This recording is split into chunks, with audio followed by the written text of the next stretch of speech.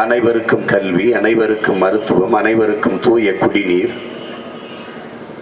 நடக்க பாதை, எரிக்க தடையற்ற மின்சாரம், கல்வி, கல்விக்கேற்ற வேலை, வேலைக்கேற்ற சம்பளம், அதை கொண்டு பெருமைமிக்க வாழ்வு, காட்டு வளம், கனிம வளம், நீர்வளம், நிலவளம், கடல் வளம், மலை வளம் எல்லாவற்றையும் காப்பது,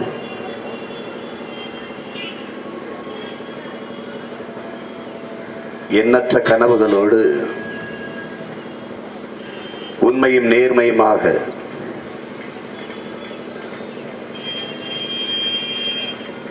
பணம், பதவி, புகழ், போதை எதற்கும் அடிமையாகாமல்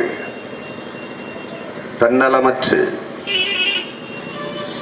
இந்த மண்ணுக்கு மக்களுக்குமாக அரும்பாட்ட ஆட்ட வேண்டும் என்கிற, அயராது உழைக்க வேண்டும் என்கிற, முழு ஈடுபாட்டோடு பாடுபட வேண்டும் என்கிற உயர்ந்த நோக்கத்தோடு உங்கள் பிள்ளைகள் இந்த களத்திலே வந்து நிற்கிறோம்.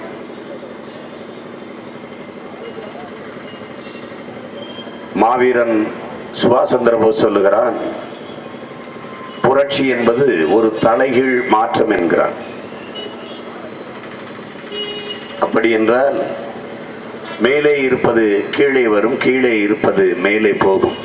ஒரு தலைகீழ் மாற்றம். ஒரு பெரிய கரும்பாறையை ஒரு சிறிய கடப்பாறையை கொண்டு புரட்டி போடுகிற முயற்சிக்கு பெயர்தான் புரட்சி. அப்படிப்பட்ட ஒரு முயற்சியை தான் உங்கள் பிள்ளைகள் செய்கிறோம். அரசியல் என்பது முழுக்க முழுக்க மக்களுக்கான சேவைதான் என்கிறார் பெருந்தலைவர் காமராஜர் அவர்கள். அரசியல் என்கிற எண்ணமே இல்லாதவன் மனிதனாகவே இருக்க முடியாது என்கிறார் அண்ணல் காந்தியடிகள். ஒவ்வொரு மனிதனின் ஒவ்வொரு சொல்லிலும் அரசியல் பிறக்கிறது என்கிறார் புரட்சியாளர் லெனின். அனைத்து துன்ப பூட்டுகளுக்குமான சாவி ஆட்சி அதிகாரம் மட்டுமே என்கிறார் அண்ணல் அம்பேத்கர்.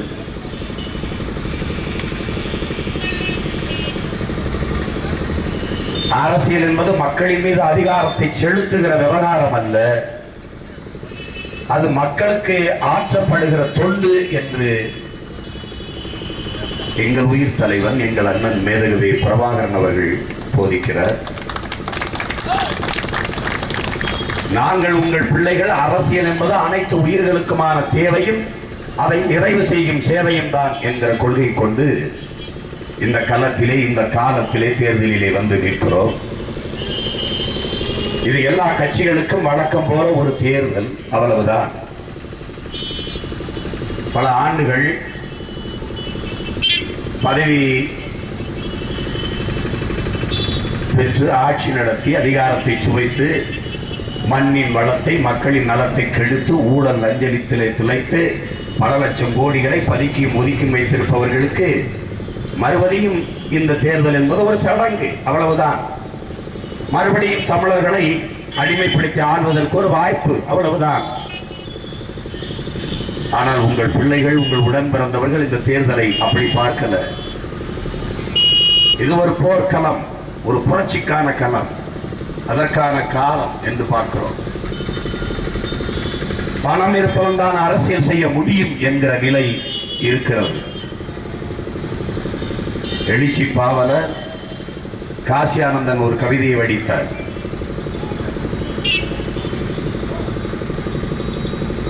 நாடாண்டவன் காசு வைத்திருந்தால் அது மன்னராட்சி, இன்று காசு வைத்திருப்பவன் நாடாளுகிறான், இது மக்களாட்சி என்கிறார். அப்படி காசு வைத்திருப்பவன், பணம் வைத்திருப்பவன் தான் நாட்டை ஆள முடியும் என்றால் அந்த நாடு, இந்த நாட்டில் உள்ள அதிகாரம், இந்த ஆட்சி மக்களுக்கானதாக இருக்குமா, அல்லது பெரும் பெரும் முதலாளிகளுக்கானதாக இருக்குமா என்பதை சிந்தித்து பார்க்க. அரும்பாடுபட்டு நமது அருமை முன்னோர்கள் போராடி பெற்று தந்த சுதந்திரம், அடைந்து தந்த ஜனநாயகம், ஒரு மாண்புமிக்க ஜனநாயகம், சிறைப்பட்டு தூக்கிலே தொங்கி ரத்தம் சிந்தி ஒரு மாடு கூட இழுக்க திணறுகிற செக்கை நமது அருமை பெரும்பாட்டன் வாவு சிதம்பரனார் இழுத்தார் இந்த மண்ணின் விடுதலைக்காக என்பதை நாம் மறந்து கடந்து போக விட முடியாது. மான மறவர்களான நமது முன்னவர்கள் நமது முப்பாட்டன் தீரன் சின்னமலை தூக்கு கயிற்றிலே தொங்கினார் என்பதை நாம் மறந்து கடந்து போக முடியாது. தெய்வ திருமகன் ஐயா முத்துராமலிங்க தேவர் சொல்லுகிறார், மாலைக்கு மலர் மாலைக்கு கழுத்தை நீட்டுவது போல மரண கயிற்றுக்கு எவன் கழுத்தை நீட்டுகிறானோ அவன்தான் வீரன் என்கிறார். அப்படி கழுத்தை நீட்டிய வீரர்களாக நமது முப்பாட்டன் தீரன் சின்னமலையும் மாமன்னர்கள் மருதிருவரும் இருந்தார்கள். அவர்களெல்லாம் உயிரை ஒரு பொருட்டாக நினைக்காது இந்த மண்ணின் உரிமையை பெரிதாக நினைத்து போராடியதெல்லாம் இந்த கேடுகட்ட பணநாயகத்திற்குத்தானா என்பதை நாம் எண்ணி பார்க்க வேண்டிய அவசியம் இருக்கிறது. பணத்தை கொடுத்து வாக்கை பறிப்பது, மறுபடியும் அதை கொண்டு பதவியில் இருப்பது, அந்த பதவியை பயன்படுத்தி பல லட்சக்கணக்கான கோடிகளை பதுக்கியும் ஒதுக்கியும் வைப்பது, அதை பாதுகாக்க திருப்பி பதவிக்கே வருவது, இது ஒரு ஜனநாயகமா? இது ஒரு மக்களின் ஆட்சியா? இந்த ஆட்சியின் கீழ் வாழ்வது ஒரு வாழ்க்கையா என்பதை அறிவில் சிறந்த எனது சொந்தங்கள், என் அருமை மக்கள், என் அன்பு தம்பி தங்கைகள் சிந்தித்து பார்க்கணும். எனவே நமக்கு இருக்கிற இந்த போட்டி, இந்த போர், இந்த தேர்தல் கேடுகட்ட இந்த பணநாயகத்திற்கும் மாண்புமிக்க ஜனநாயகத்திற்கும் இடையே நடக்கிற ஒரு புரட்சிகரமான போர். இந்த மண்ணுக்கும் மக்களுக்கும் உண்மையும் நேர்மையுமாக இருந்து இறுதி வரை உறுதியாக நின்று உழைப்பேன் என்ற தூய மனம் இருந்தாலே அரசியல் செய்ய போதும் என்கிற நிலையை உருவாக்க வேண்டும்.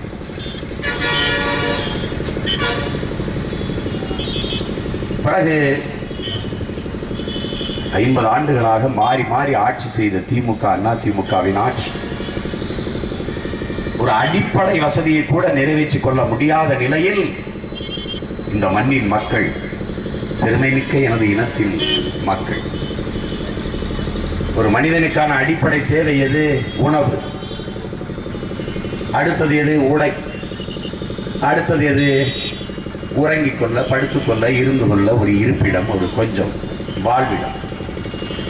இது மூன்றையுமே நிறைவேற்றிக் கொள்ள முடியாத நிலையில் என் மக்கள் இலவச அரிசி கொடுத்தால்தான் அதை வாங்கி சாப்பிட்டு வயிறு வளர்த்து உயிர் பிழைக்க முடியும் என்கிற நிலை.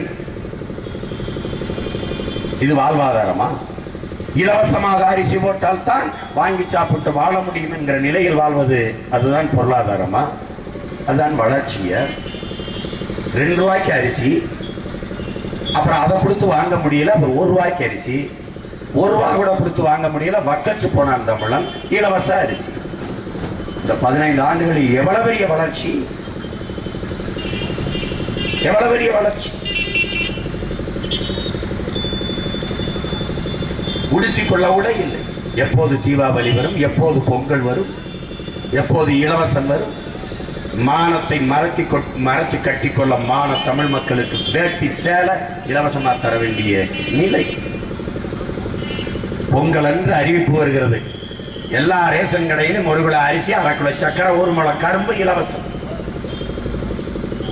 உலகத்துக்கு சோறு போட்ட ஒரு இனம், அறிவியல், நாகரிகம், தொழில்நுட்பம், வேளாண்மை, பண்பாடு எல்லாவற்றையும் கற்றுக் கொடுத்த ஒரு இனத்துக்கு 1/2 கிலோ கரும்பு, 1 முழம் கரும்பு, 1/2 கிலோ சக்கரை, 1 கிலோ அரிசி. இது ஒரு வளர்ச்சி, இது ஒரு நாடு, இது ஒரு ஆட்சி. இந்த ஆட்சியை சாதனை என்று பேசிக்கொள்ள வெக்கம் கெட்ட தலைவர்கள். 50 ஆண்டுகளில் ஒரு அரையங்கள வளர்ச்சி. படிக்காத ஒரு தலைவன் காமராஜர் 9 ஆண்டுகளில் ஆண்ட போது இந்த நாடு தொட்ட வளர்ச்சியை 50 ஆண்டுகளில் ஒரு துளி கூட தொடர். ஒரு துளி. பல்லாயிரம் பள்ளிக்கூடங்களை திறந்து தன் நாட்டு மக்களை படிக்க வைத்த ஒரு தலைவன், பல்லாயிரம் மதுக்கடைகளை திறந்து தன் நாட்டு மக்களை குடிக்க வைத்த தலைவர்கள்.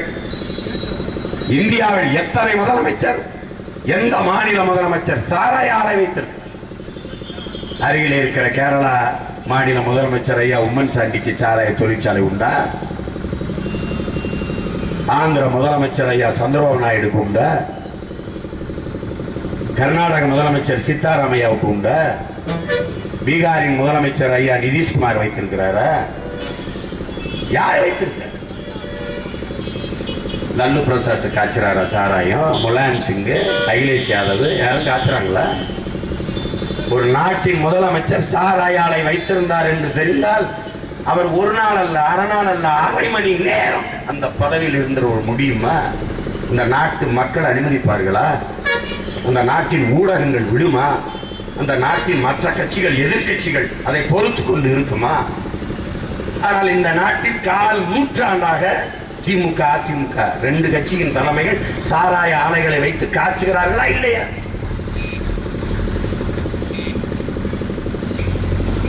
இந்த நாட்டு முதலமைச்சர் டாஸ்மாக் வியாபாரம் அரசுக்கு வருதுங்கிறாங்க. டாஸ்மாக் சரக்கு ஊத்துற சாராய ஆலை வியாபாரம் யாருக்கு போகுது? யாருக்கு போகுது? இத்தனை காலம் விட்டுட்டு 45 ஆண்டு காலம் தன் நாட்டு மக்களை குடிக்க வச்சுட்டு இப்ப நாங்கள் வந்தால் மதுக்கடைகளை மூடுவோம். எப்படி இருக்கு? இப்ப செத்துக்கான 2 லட்சம் பேர் இவன் உயிரை யார் கொடுக்கறது? தாலிக்கு தங்கம் கொடுத்தீங்க, சரி, எவ்வளவு? அரப்பவன் தாலி சாதனை பாருங்க. அரப்பவன் தாலி கூட வாங்கி கட்ட முடியல பொண்டாட்டி இடத்துல. அவ்வளவு நிலையில தமிழருங்க. எவ்வளவு பெரிய வளர்ச்சி! நான் என்ன கேட்கிறேன், அரப்பவன் கூட வாங்கி கட்டிக்க போற பொண்டாட்டி இடத்துல கட்ட முடியாதவனுக்கு எதுக்கு ஒரு பொண்டாட்டி? சரி, அதுக்கப்புறம் அந்த பிள்ளைய வச்சு எப்படி காலம் தள்ளுறது, எப்படி வாழ்றது? அரப்பவன், அந்த அரப்பவனை கொடுத்துட்டேன் சாதனை. அரப்பவன் தாலி கொடுத்தேன், தாலிக்கு தங்கம் கொடுத்தேன், தாலிக்கு தங்கம் கொடுத்தேன். 2 லட்சம் பேரை குடிக்க வச்சு தாலியை அறுத்தது யார் சாதனைன்னு சொல்லி எங்க போய் சொல்றது? அதை எங்க போய் சொல்றது? சரி, வந்தால் மதுக்கடைகளை மூடுவீங்க, வந்தபோது ஏன் மூடல? அப்ப வாய மூடுறீங்களே, வந்தபோது ஏன் மூடல? வந்தபோது ஏன் மூடல? சரி, வந்தால் மதுக்கடைகளை மூடுங்க. வர்றதுக்கு முன்னாடி நீங்க காய்ச்சற சாராய ஆலைகளை மூடுங்க. அதுக்கு என்ன பதில்?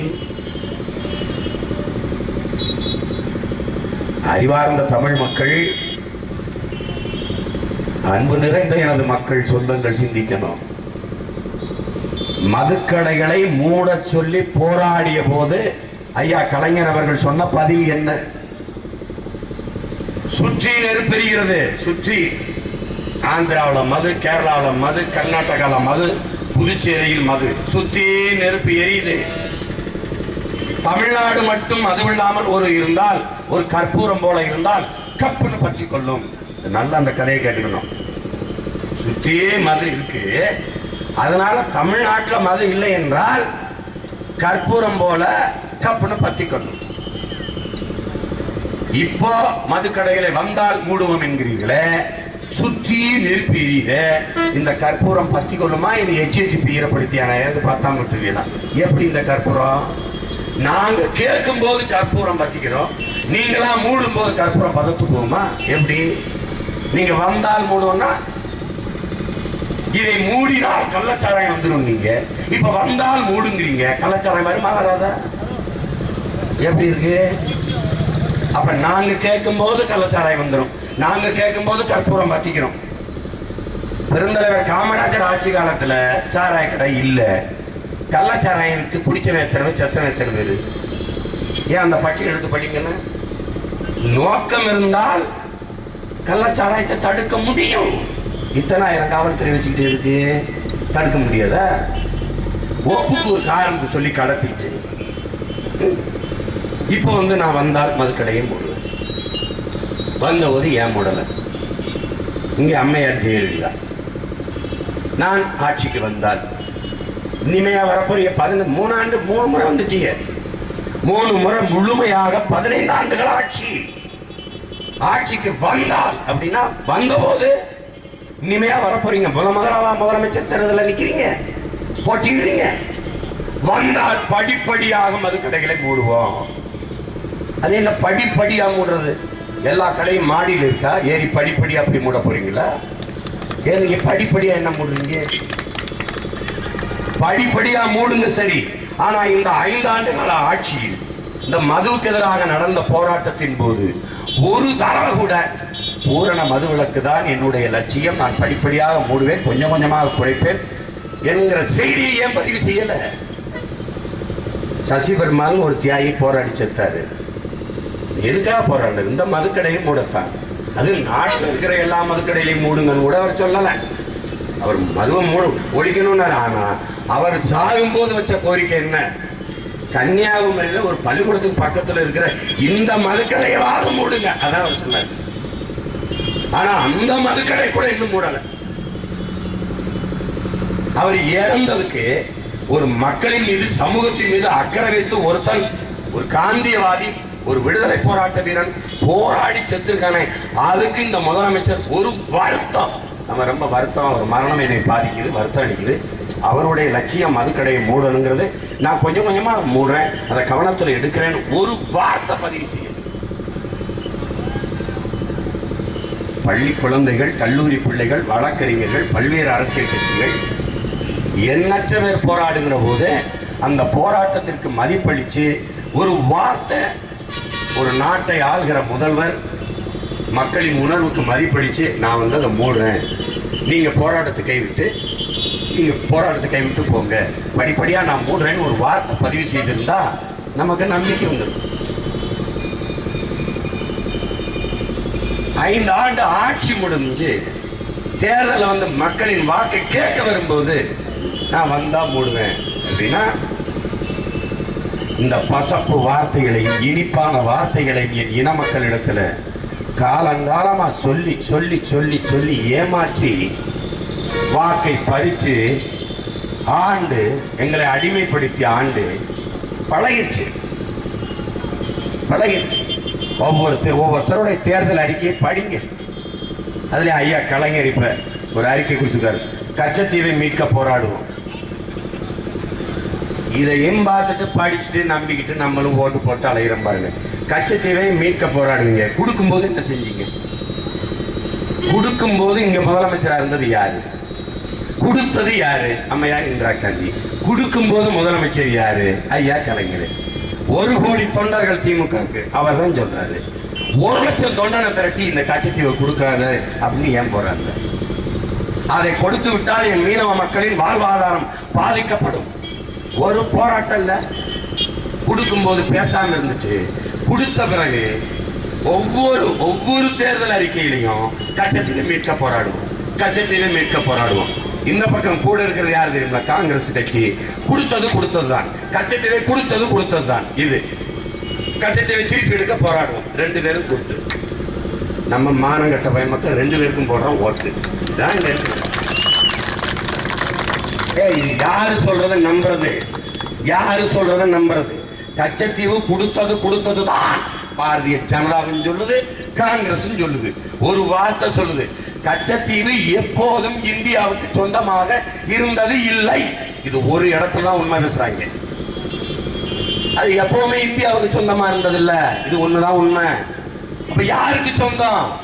என் பாட்டன் சேதுபதி மன்னனின் சொந்த சொத்து, தமிழனின் தாய் நிலாது.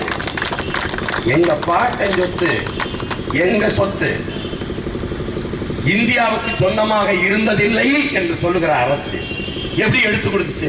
உனக்கு சொந்தமா இல்லாதத நீ எப்படி எடுத்து கொடுத்த? உனக்கு அந்த உரிமை எப்படி வந்துச்சு? என் கையில ஒரு கடிகாரம் கட்டிருக்க, என்னது? ஒரு தம்பி கேட்கிறாருன்னா நான் கொடுத்துருவேன். என்னது? நான் உரிமை இருக்கு கொடுக்குறேன். எனக்கு சொந்தமா இல்லாத இவர் தான் எடுத்து கொடுத்தா எவ்வளவு பெரிய ஐயோக்கியத்தனம் பாரு. உனக்கு தான் சொந்தமா இல்லைன்னு உச்ச நீதிமன்றத்துல சொல்றீல்ல, அப்படி சொல்லிட்டு கொடுத்ததுதான். ஏய், உனக்கு சொந்தமா இல்லை, அப்புறம் கொடுத்ததுதான்னா என்ன கதை? இப்ப கொடுத்ததுதான் காங்கிரஸ் சொல்றத நம்புறதா? கச்சத்தீவை திருப்பி எடுப்போம்னு ஐயா கலைஞர் சொல்ற அறிக்கையை நம்புறதா? 2 பேரும் கூட சேர்ந்திருக்கிற இந்த கூட்டை எப்படி நீங்க பார்க்கணும்? நுட்பமா என் அன்பிற்குரிய மக்கள் இந்த இதெல்லாம் கவனிச்சுக்கணும். இத்தனை ஆண்டுகள் கழிச்சு தேர்தல் அறிக்கையில் ஐயா 10,000 கோடி செலவழிச்சு ஏரிகளை தூர்வாருவோம்னு அறிக்கையில் கொடுத்து 10,000 கோடி. சின்ன பசங்க பச்சை பிள்ளைய நாங்க வந்து ஆட்சியின் வரைவில் நீர் மேலாண்மைன்னு நீர்வள பெருக்கம்னு போட்டு கொள்கையை வகுத்து கொடுத்த பிறகு 10,000 கோடி செலவழிச்சு ஏரிகளை தூர்வாருவோம். ஒரே கேள்விதான், 10,000 கோடி செலவழிச்சு தூர்வாருகிற அளவிற்கு என் ஏரிகளை தூத்து போட்டது யாரு? யாருடைய ஆட்சி? இப்ப கூட நீங்க 10,000 கோடியை வாருவீங்களா இல்ல தூர் வாருவீங்களா? என்ன கணக்கு? இத்தனை 1000 கோடி செலவழிச்சு தூர் வாடுற அளவுக்கு அது 400 கோடியில வாடுறது, இல்ல 2000 கோடி இருக்கும்போது வாரிடுறது, இல்ல ஒரு 3000 4000 5000 6000 7000 8000 கோடி இருக்கும் போதே வாரிடுறது. 10,000 கோடி அது வர்ற வரை காத்திருந்து இப்பதான் அதை 10,000 கோடி செலவழிச்சு வாருவோம். இந்த பாவப்பட்ட மக்கள், விவசாயிகள் கடனை தள்ளுபடி செய்வோம். என் விவசாயிய கடனாளி ஆக்குனது யார்? அது யாரோட ஆட்சி? ஒரு நாட்டுல ஒரு விவசாயி ஏழையா வறுமை நிலையில இருந்தால் அந்த நாடு ஏழ்மை நாடுன்னா கணக்கிடப்படும். ஒரு விவசாயி ஏழையா இருந்தான். இங்க எல்லா விவசாயியும் கடன்காரப்பையில இருக்கான். ஆண்டுக்கு ஒரு தடவை அறிக்கை வரும்போது விவசாயிகளின் கடனை தள்ளுபடி செய்வோம். என் விவசாய கடனாளி ஆக்குறது யார்? யார்கிட்ட பதில் இருக்கு? கல்வி கடனை தள்ளுபடி செய்வோம். கடன் வாங்கி என்னை படிக்க வேண்டிய நிலையில் வைத்தான் எவன்? யாருடைய ஆட்சி? என் அறிவை வியாபாரமாக்குறது யார்? கல்வி ஒவ்வொரு மனிதனின் உரிமை. அதை கொடுக்க வேண்டியது அரசின் கடமை. அதை கொடுக்காமல் இருப்பது மாபெரும் கொடுமை. அதை போராடி பெறாமல் நாங்கள் இருப்பது அறிவு கட்ட மடமை. அவன் வந்து சாதனையில மாணவர்களின் கல்வி கடனை தள்ளுபடி பண்ணு. கல்வியை இலவசமா கொடுத்துருக்கணும். நீ சைக்கிள் கொடுத்து லேப்டாப் கொடுத்து பயனில்ல ராசா. என் அறிவை வியாபாரமாக்கிட்டு நான் வட்டிக்கு கடன் வாங்கி படிச்சு அந்த வட்டியை கட்ட படிச்ச சான்றிதழ் சர்டிபிகேட்டை கொண்டு கடையில வட்டி கடையில அடமானம் வச்சு அந்த சான்றிதழ்ல காசை வாங்கி கொண்டு போய் அடமானம் வச்சு வட்டி கட்டிக்கிட்டு இருக்க. என்னை கடனாளி ஆக்குனது யாரு? அது காட்ட பதில் இருக்க. சரி, விவசாயி எங்களை கடன் தள்ளுபடி பண்ணிட்டிய, நீங்க தள்ளுபடி பண்ணிட்டியா? ஐயா கலைஞர், அம்மா ஜெயலலிதா கல்விக்கு நான் வந்து தள்ளுபடி பண்ணிட்டிய. நீங்க எல்லாரும் சேர்ந்து 2 பேரும் சேர்ந்து நாட்டுக்கு தமிழ்நாட்டுக்கு 4 லட்சம் கோடி கடன் வச்சிருக்கீங்கள, இதை எந்த பையன் தள்ளுபடி பண்றது? 4 லட்சம் கோடி கடன் தமிழ்நாட்டுக்கு. மின்துறையில மட்டும் 1 லட்சம் கோடி. எதுக்கு மின்துறையில் 1 லட்சம் கோடி?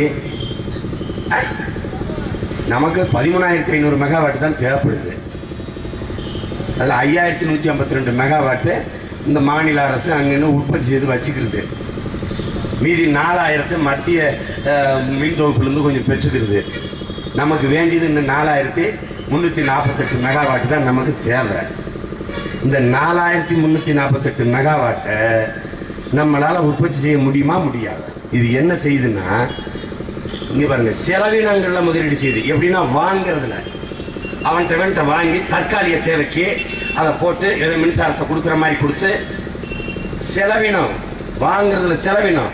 உற்பத்தியில முதலீடு செய்யறது இல்லை. இப்போ 5,700 மெகாவாட்டு இந்த பற்றாக்குறையை சமாளிக்க பிற மாநிலங்களிலிருந்து தனியார் முதலாளிகிட்ட இருந்து வாங்குது. ஒப்பந்தம் எப்படி போடுது? உங்கள்கிட்ட தனியார் முதலாளிகள்கிட்ட மின்சாரத்தை நாங்கள் வாங்கினாலும் 3,000 கோடி கட்டிடுறோம். யாரு காசு? வாங்கினா கட்டுறது சரி, வாங்கலைனாலும் கட்டுவோம். ஒப்பந்தம் போட்டா எப்படி இருக்கு பாரு. மின்சாரத்தை வாங்குவதற்கு முதலீடு செய்வதை உற்பத்திக்கு முதலீடு செய்திருந்தா நிரந்தரமாக மின்தடையை போக்கிருக்கலாம். உண்மையிலேயே இந்த அம்மா சொல்ற மாதிரி மின்மிகை மாநிலமா மாத்திருக்கலாம். இவர்கிட்ட கேட்டா, திமுக ஐயா கலைஞர்கிட்ட கேட்டா, நாங்கள் கொண்டு வந்த மின் உற்பத்தி திட்டங்களை அந்த அம்மா கிடப்புல போட்டு விட்டது. இந்த மேட்ட கேட்டா, நான் கொண்டு வந்த மின் உற்பத்தி திட்டங்களை அந்த ஐயா உடப்புல போட்டு விட்டார். இப்ப நாம என்ன முடிவு பண்றோம்? 2 பேரை இதுக்கு ஒரு உடப்புல போட்டு 3 நாள் தான் தாமடம் நிம்மதியா வரும். நீ ஜெயா தொலைக்காட்சி பாருங்க. ஐயா கலைஞர் அவர் குடும்பம் அடிச்ச கொல்ல செஞ்ச ஊழலை பூரா பட்டியலிட்டு படிப்பாங்க. அவ்வளவு உண்மை. சன் தொலைக்காட்சி, கலைஞர் தொலைக்காட்சி பாருங்க. அம்மையார் ஜெயலலிதா, அம்மையார் சசிகலா அவர் குடும்பம் அடிச்ச கொள்ளை ஊழல் எல்லாம் பட்டியலிட்டு படிப்பாங்க. அவ்வளவு உண்மை. 2 பேரையும் தூக்கி போட்டா தான் நாட்டுக்கு நன்மை. இதை புரிந்து கொண்டு மறுபடியும் இல்லை. இது பழகிருச்சு. ரெட்டலைக்கே போட்டு பழகிருச்சு, உதயசூரியனுக்கே போட்டே பழகிருச்சு. ஒருத்தனை கேட்டேன், குடிய விடுறான்னு 25 வருஷமா குடிச்சு பழகிருச்சுங்கிறான். அந்த போதக்காரனுக்கும் இந்த போதக்காரனுக்கும் ஒரு பெரிய வித்தியாசம் இல்லை. அநியாயம் நடக்குது, தவறு நடக்குதுன்னா அதை எதிர்த்து துணிஞ்சு நிக்கிறவன் தான் போராட்டக்காரன், அவன் தான் மனுஷன். தவறு நடக்குதுன்னா அதை எதிர்க்காம சகித்து கொண்டு பொறுத்து கொண்டு போவது அடிமைத்தனம். அப்புறம் உட்கார்ந்துக்கிட்டு எதுவும் சரியில்லை, எல்லா ஊழல், எல்லா லஞ்சம், எங்க பார்த்தாலும் சரியில்லை சரின்னு புலம்பிட்டு போறான் பாருங்க, அவன் தான் ஆக சரியில்லை. இதை புரிந்து கொண்டு இந்த தேர்தலை நம்ம எதிர்கொள்ளணும். மாற்றம்ங்கிறது கட்சி, தலைமை, சின்னம், எண்ணம் எல்லாத்துலயும் மாற்றம் வரணும். அதுதான் மாற்றம். இப்பமா பாருங்க, ஒன்னே நீங்க சொன்னீங்க, ஐயா சொல்றாரு, நான் சொன்னதெல்லாம் நாங்கள் சொன்னதைத்தான் செய்வோம், செய்வதைத்தான் சொல்வோம். ஐயா கலைஞர் சொன்னார். இப்ப டிவியில அதாவது போட்டு பாருங்க, நாங்கள் சொன்னதைத்தான் செய்வோம், செய்வதைத்தான் சொல்வோம். 1996 சொன்னார் இது என் கடைசி தேர்தல். அப்புறம் 2001 சொன்னார் இதுதான் என் கடைசி தேர்தல் சொன்னார். அப்புறம் 2011 சொன்னார் இதுதான் என் கடைசி தேர்தல். இப்ப 2016 சொல்றாரு இத்தனை நேரம் சொன்னீங்களே, எங்க செஞ்சீங்க? இந்த அம்மா நான் சொன்னதெல்லாம் செஞ்சுட்டேன், நீங்க ஜெயிலுக்கு போறீங்கன்னு சொல்லவே இல்லையே, ஏன் போனீங்க?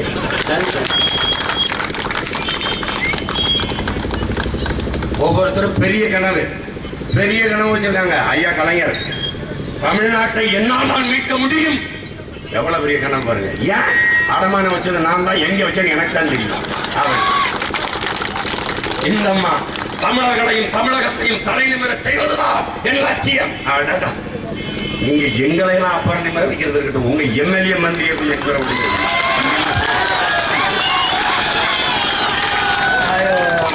அவங்க ஏன் சொந்தக்காரன் பூரா எம்ஜிஆர் ரசிகரா இருக்கிறது பிரச்சனை இல்லை, அடிமை பெண் எம்ஜிஆர் ரசிகராக இருக்கிறான், அதான் பிரச்சனை. நிமிரவே மாட்டேங்கிறான். ஒருத்தன் ஊருக்கு போன என் தம்பி என் கூட ஊருக்கு போன ஊர்ல போய் கேட்டிருக்கான், ஏதாவது ஜெயலலிதா ஊருக்கு வந்து பிரச்சாரம் எப்படி அப்படின்னு. அதானே ஒரு தடவை போயிட்டு வந்தா 200 ரூபாய்னா ஒரே அடியா போயிட்டா 2 லட்சம் எனக்கு ஜெய் போட்டிருக்கான். கேட்டிருக்கான் ஒருத்தர், ஒரு தடவை போயிட்டு வந்தா 200 ரூபான்னு ஒரே அடியா போயிட்டா 2 லட்சம்னு, கூட்டிட்டு வாங்க தூக்கிட்டு போங்கன்னு ஒரு ஆஃபர் போட்டுருக்காங்க.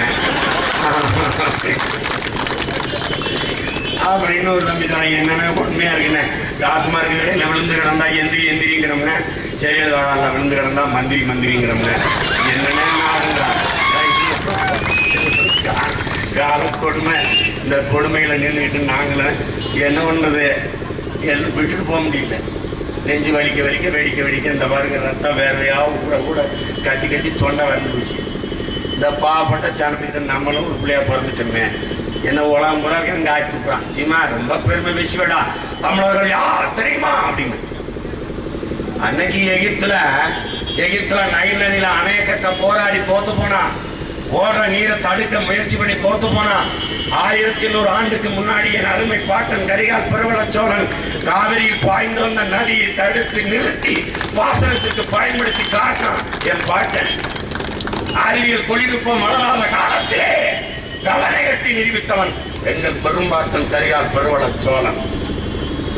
அவங்க அதனால பெருமையா தான் பேசுறேன், ஆனா உன் ஆள் தரையில சோறப்படுத்திங்கிறான், அதே கேட்கிறான். மண்ணுல சோறத்திங்கிறான், மூட்டை அடிக்கிறான், விழுந்து கும்பிடுறான், இது என்னன்னு கேட்கிறான். பதில் யார் போய் சொல்றது? ஜெயலலிதாம ஜெயிலுக்கு இருந்து வெளியில வரணும்ட்டு பல ஆயிரம் பேரும் மொட்டை போட்டு வேண்டிக்கிறான். கூட்டிட்டு போன அமைச்சர் எம்எல்ஏ ஒருத்த மொட்டை போடல, மக்களுக்கு போட்டு விட்டான். என்னன்னு கேட்டா தலைக்காயிரம்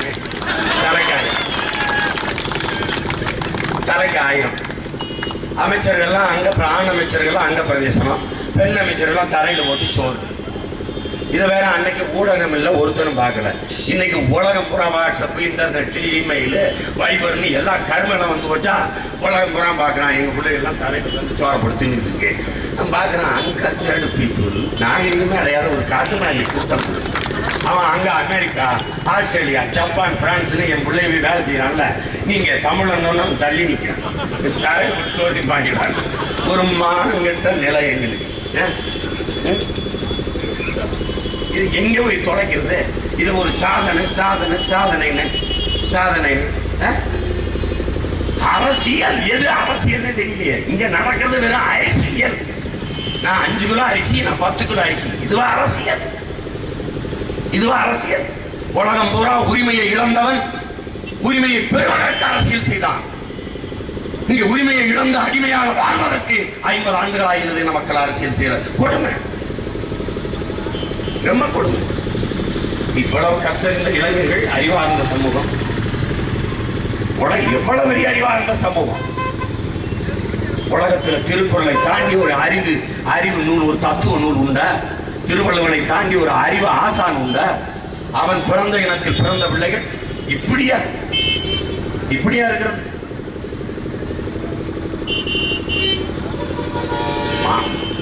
மாற்றம் என்பது வெறும் வார்த்தையிலிருந்து வர்றதில்லை, அது ஒரு செயல். அடிப்படை அமைப்பு அரசியல் மாற்றத்திற்கான போராட்டம் தேவைப்படுது. வெறும் ஆட்சி மாற்றம்னா ஆளை மாறி மாறி உட்கார வைக்கிறதுனால ஆட்சி மாறுறது இல்லையே. அதே நிர்வாகம் தான், அதே ஊழல், அதே லஞ்ச நிர்வாக கட்டமைப்பு தான் ரெண்டு ஆட்சியிலையும் இருக்கு. அதே ஊழல், அதே லஞ்சம், அதே பஞ்சம், அதே பட்டினி, அதே கொலை, அதே கொள்ளை, அதே திருட்டு, அதே இருட்டு. எங்க மாறுது? இங்க ஆம்பளை, இங்க பொம்பளை, இங்க வேட்டி, இங்க சேலை. ஒரே ஒரு மாற்றம். ஐயா கலைஞர் முதலமைச்சர்னா அடிக்கடி பாராட்டு விழா, அம்மையார் ஜெயலலிதா முதலமைச்சர்னா அடிக்கடி பதவியேற்பு விழா. இந்த ரெண்டை தவிர வேற என்ன வேறுபாடுகள் தான்? ஒண்ணும் இல்லை. இந்த நிலையில் ஒரு மாற்று அப்படின்னா என்ன மாற்று? கல்வி ஒவ்வொரு மனிதனின் உரிமை. ஒரு நாட்டின் எதிர்காலம், ஒரு தேசத்தின் எதிர்காலம் அந்த நாட்டின் வகுப்பறையில் தான் தீர்மானிக்கப்படுதுங்கிறான். அப்ப நமது தேசத்தின் எதிர்காலத்தை வகுப்பறையில் தீர்மானிக்கப்படணும்னா கல்வி தரமா இருக்கணும், சரியா சமமா தரமா எல்லாருக்கும் இலவசமா இருக்கணும். ஏழை கொண்டு பணக்காரனுக்கு ஒன்றா இருக்கக்கூடாது, நகரத்தானுக்கு ஒன்று கிராமத்தானுக்கு ஒன்றா இருக்கக்கூடாது. கல்வி அனைவருக்கும் பொது, அனைவருக்கும் இலவசம். அது மாற்று. அறிவு வியாபாரம் அல்ல, அறிவு விற்பனைக்கு அல்ல சட்டம். அது மாற்று. அதை யார் கொண்டு வருவார்? நாம தான் கொண்டு வருவோம். உயிர் காக்கும் மருத்துவம் ஒரு மகத்தான சேவை. அது என் மக்களுக்கு தேவை. எங்கள் கல்வி எங்கள் மக்களுக்கானது. இது கொள்கை முடிவு. அப்ப என்ன? உயிர் காக்கும் மருத்துவம், தொடக்க சுகாதாரம் முதல் எவ்வளவு உயர் மருத்துவம் வரை இலவசம். அது ஏழை கொண்டு பணக்காரங்க கொண்டு ஒன்று இல்லை. 69 ஆண்டு கால சுதந்திர இந்தியா 2020 வல்லரசாகணும்னு ஒரு கனவு கண்டு கிடக்கிறான். அது வேற. 120 கோடி மக்கள், 40 கோடி மக்கள் ஒருவேளை சோத்துக்கு இரவு உணவு இல்லாம படுக்க போறான். 40 கோடி கொஞ்சம் நெஞ்சல்ல. இது என்ன வல்லாதிக்கமா போகுது? வயிற்றுல பசியை வச்சுக்கிட்டு என்ன வல்லாதிக்க வேண்டி கிடக்கு உனக்கு? 69 ஆண்டுகள் சுதந்திர இந்தியா, அம்மையார் சோனியா காந்தி உடம்பு முடியலன்னா அமெரிக்கால வைத்தியம். அப்ப என்ன அர்த்தம்? இந்த நாட்டில் தரமான மருத்துவம் இல்லைன்னு நாட்டை ஆதரவுக்கு தெரியுது. அப்ப உங்களுக்கு உடம்பு முடியல, யுவராஜ் சிங்குக்கு புற்றுநோய், அமெரிக்காவில் மருத்துவமனைக்கு உயிரோட வந்துட்டாரு. எங்களுக்கு புற்றுநோய் எங்க போறது? நேர பாடையை கட்டி சுடுகாட்டுக்கே போக வேண்டியது, அவ்வளவுதான். இதான் அங்க இருக்கிற நிலைமை. மருத்துவ வசதி, மருத்துவம் அரசு நடத்துறது. பெருந்தலைவர் காமராஜர் ஆளும்போது பெருமகன் ஐயா கக்கன், பெருந்தலைவர் ஐயா காமராஜர் போன்றவர்கள் அரசு மருத்துவமனையிலே படுத்து வைத்திருந்தாங்க. இன்னைக்கு ஐயா கலைஞருக்கு உடம்பு முடியலன்னா எம்ஜி ராமச்சந்திரா, எம்ஜிஆருக்கு முடியலன்னா அப்பன், அம்மையார் ஜெயலலிதாவுக்கு முடியலன்னா தனியார் மருத்துவமனை. அப்ப அரசு நடத்துற மருத்துவமனை யாருக்கு? அது அப்பாவி மக்களுக்கு. போங்க, படைச்சா வாங்க, அப்படின்னா போங்க. இதுவா? இதை மாற்றணும். அப்ப உயிர் காக்கும் மருத்துவம் வியாபாரம் அல்ல, அது அனைவருக்கும் சமமான தரமான சரியான மருத்துவம், எல்லாருக்கும் இலவசம்.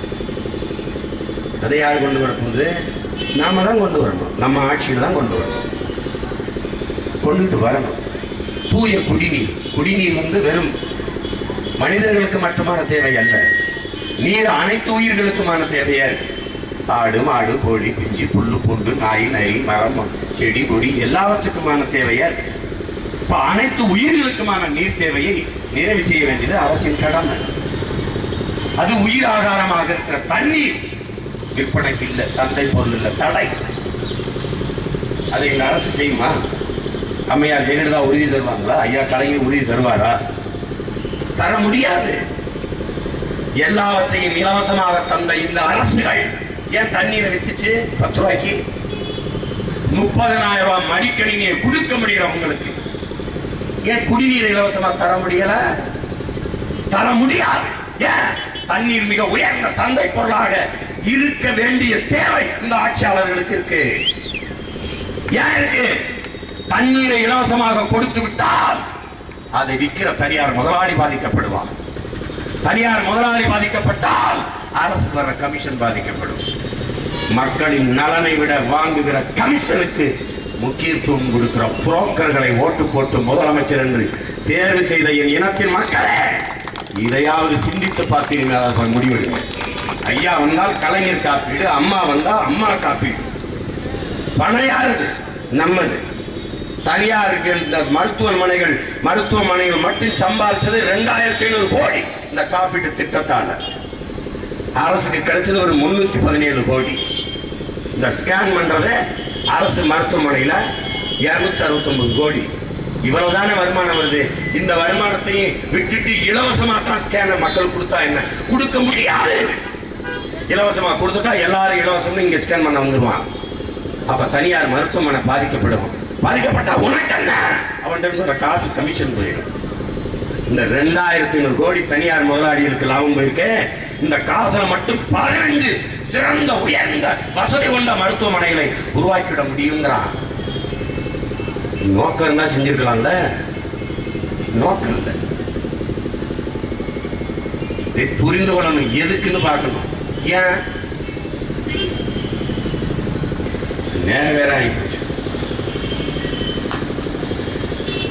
சரி, எல்லாரையும் தொடர்ச்சி வாரதுக்கான நேரம். முடியாது முடியாது என்று நினைக்க முடியாது. நம்மளால முடியுமா? சின்ன சின்ன பசங்க வந்து கத்திட்டு இருக்காங்க. இவங்களால முடியுமா? இப்படித்தான் நினைச்சாங்க டெல்லியில காங்கிரசும் பாரதிய ஜனதாவும். பல ஆண்டுகள் கைச்சின்ன இருக்கு. இந்தியாவின் தேசிய மலரையே சின்னமா வச்சிருக்கோம், தாமரைய. நம்மளை யார் அடிக்க முடியும்னா? கட்சி ஆரம்பிச்சு 6 மாசம் கூட இல்ல. பூத்தேஜெண்டு போட கூட ஆள் இல்ல. ஒரு இடத்திலே அமைப்பு இல்ல. வந்தான் தொடப்ப கட்டையை சின்னமா வச்சு பூராத்தையும் கூட்டி தள்ளிட்டு போயிட்டான் அரவிந்த் கெஜ்ரிவால் ஒருத்தன். அவரால் முடியும், நம்மளால முடியாதா? மேற்கு வங்கத்துல காங்கிரஸ் தான் இல்லைன்னா கம்யூனிஸ்ட் தான். ஒரு எளிய மகள் மம்தா பானர்ஜி வந்து 2 பேரும் தூக்கி அடிச்சுட்டு போயிடுச்சு. மம்தா பானர்ஜியால முடியும், மான தமிழ் மக்கள் நம்மளால முடியாதா? முடியும். புரட்சினா என்ன? நேற்று இருக்கிறது இன்னைக்கு இருக்காது, இன்னைக்கு இருக்கிறது நாளைக்கு இருக்காது. இதுவரை இருந்த திமுக அதிமுக இனிமே இருக்காது. இதுதான் புரட்சி. இதுக்கு தயாராகணும்.